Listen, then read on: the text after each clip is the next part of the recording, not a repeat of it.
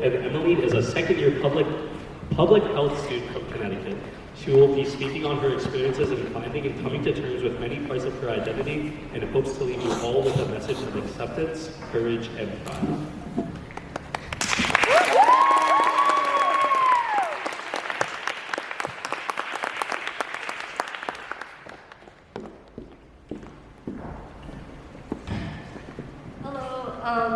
First of all, I'm sorry for my voice and also for my coughing because I got the flu earlier this week and it kind of wrecked my voice. But we're here, so. First of all, we're all made of stardust. Think about it. Each of us, and scientific evidence has proven it, that each person is made of elements that came from stars. The coldness of space, portrayed in movies as something vast, never-ending and lonely, managed to compose itself as something intense, warm, and complicated as human life. Each of us has a little bit of the stars within us. The phrase, "we are made of star stuff," was originally spoken by Carl Sagan, an American astronomer, planetary scientist, astrobiologist. The list of fancy titles goes on and on. But I found the phrase in the title of a K-pop playlist on YouTube that someone had made in 2019. The playlist was nothing extraordinary, but it started with "Nuest Hello," and that was enough for me. Over the course of high school, I mulled this phrase over in my head, utilizing it in multiple writing pieces while trying to come to terms with how I fit into the world I was living in. If everyone had stardust in them, why do I still feel alone and confused? I was adopted from China at 8 months old. I weighed 7 pounds, and my parents tell me that they had just gotten a new mattress delivered the night before their flight to China, and they spent that entire night packing, so they didn't even have time to sleep on it. My mom also likes to add that she was too excited to even think about sleeping, while my dad rolled his eyes, saying that they shouldn't have been packing at the last minute for a huge trip like that. I grew up in a pretty affluent, predominantly white neighborhood in the suburbs of Connecticut. My very white and also significantly older parents than the rest of my grade tried their best to have me learn Mandarin and the culture. I went to Chinese school and they brought me books with Chinese themes, and I'm truly glad for the effort and research they put into raising an Asian baby, but it was confusing to say the least. I think the first identity I processed is entering into public school and realizing you are in the minority. As early as first grade, I knew I didn't look the same as my peers. Yet what confused me was why did I act like my peers when I looked different? I brought peanut butter and jelly sandwiches to school, but it wasn't in a "I don't want my lunch to be different" sort of way. It was in a "this is my culture" way. I remember celebrating Chinese New Year's in my first grade classroom and being the only Asian in the entire classroom, yet my teacher would ask me how to pronounce words or ask how I celebrated the holiday. I celebrated the holiday in the most whitewashed way possible. I think my parents gave me $1 in a red envelope and hung some lanterns up and we got takeout. I think it was unfortunate that there were no other Asians in my class for a multitude of reasons. I think it's even more unfortunate that my teacher, in her act of trying to be inclusionary, singled me out and made me feel more confused about myself. Was I supposed to answer in the way that I had learned about at Chinese school or the way I celebrated at home?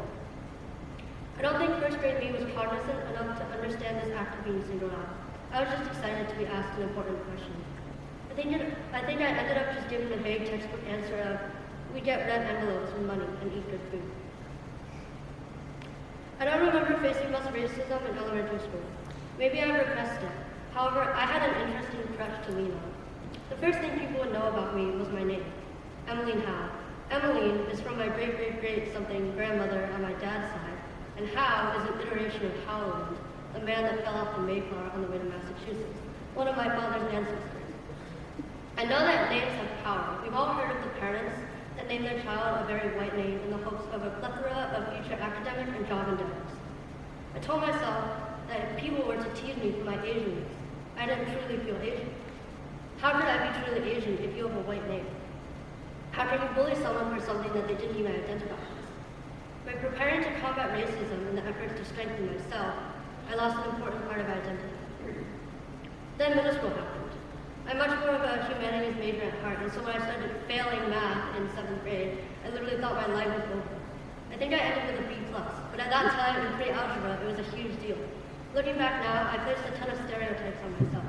I'm not good at math, so I must not be Asian enough because all Asians are good at math.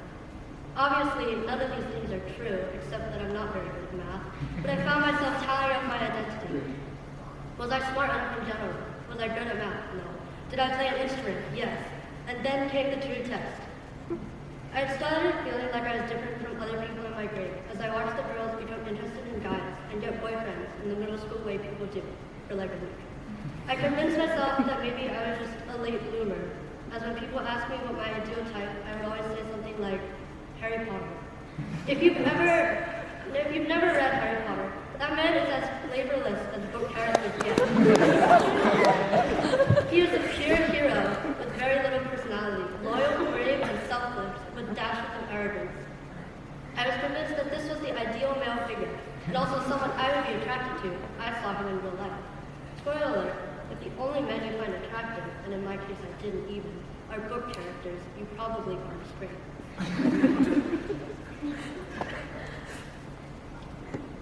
But I didn't know this yet.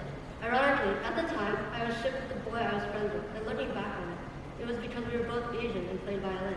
I think I convinced myself I liked him for a day, because everyone said we would make such a cute couple. But at the end of the day, I didn't like him the way that people thought I would like him, and I didn't even know if I had the capacity to like him the way that people wanted me to. Over the next few years of middle school, I found myself deeply in the closet. I have and still have friends that I joked we all came out together because we created this tight-knit group of people trying to figure out their identity. But for a long, long time, I convinced myself I was the straight friend of the group. I convinced myself that an Asian person couldn't be gay. All the people I saw in media who were gay were white, and all the people in this group were white. This fake test came back.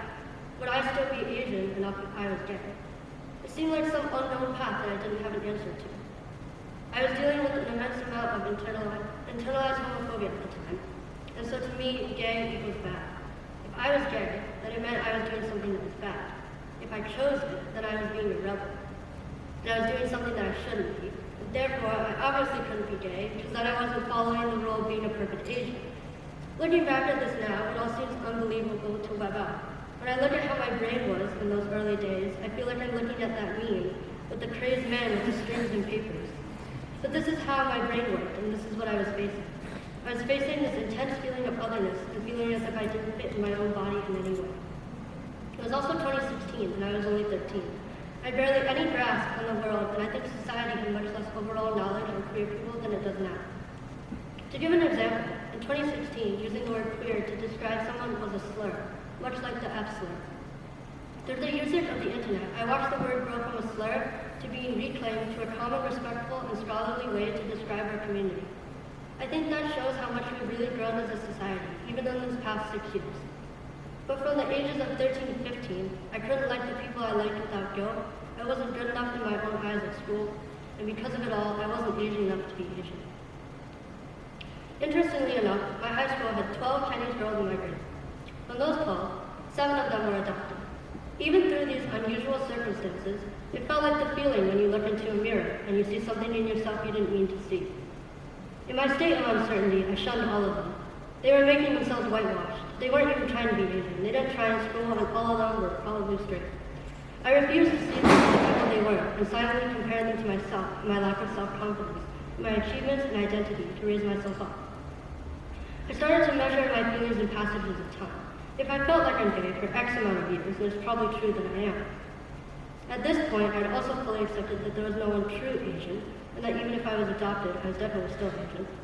Yet while I was confident that Asian Americans and also Asians could be gay, I still wasn't confident that I could be. The queer Asian Americans I saw in media were all still stereotypes, very masculine and very nerdy. Throughout this, my parents propagated my problem, conveniently forgetting when I came up to them 3 separate times over the course of 4 years, disliking my friends who were gay, telling me that it's hard to be gay, and they wanted to prepare me by not outwardly supporting me. For many years, I meekly told them I was still figuring it out. Maybe they were right. I hadn't found the right one. But I realized they had power over me until I was completely confident in myself. My brain was going to keep listening to them until I had something stronger to hold on to. It wasn't really until my freshman year of college when I quite literally fell in love on a dating app for a girl I never even met. I realized no straight person would feel this strongly, and I truly accepted it within myself that I was gay.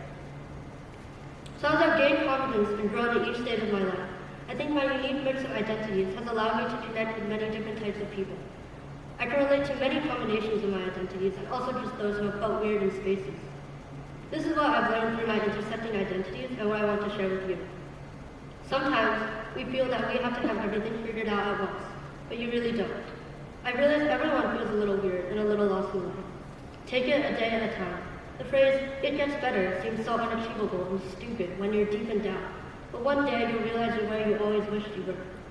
Find those who will support you and become to others the person you needed in times of trouble. It's hard to be the one to start change, and we often think in terms of large impact. We see it all across the news of people sacrificing their lives for a cause they agree with. But really, as cliche as it sounds, it starts with you. Talk to people who are different than you. You learn a lot from those you think you have nothing in common with. Don't make snap judgments. You may feel like it's what keeps you safe, and sometimes go with your gut. But if your judgment is just because the person is different than you, look at why you feel this way. Oftentimes it's fear. Fear that they'll judge you, fear that they'll see a different you than what you want them to see. If you find yourself in positions where you can make change, try to promote and create spaces that work with the intersectionality of identity. No person is just one identity. Each person is a multitude of thoughts, feelings, and interests. And above it all, have courage in yourself. Look at the parts that you're proud of and the parts that scare you, and keep moving forward. You know yourself better than anyone, even if you don't think so. Space might be vast and cold, but we don't have to feel alone. After all, we're all made of stardust. Thank you.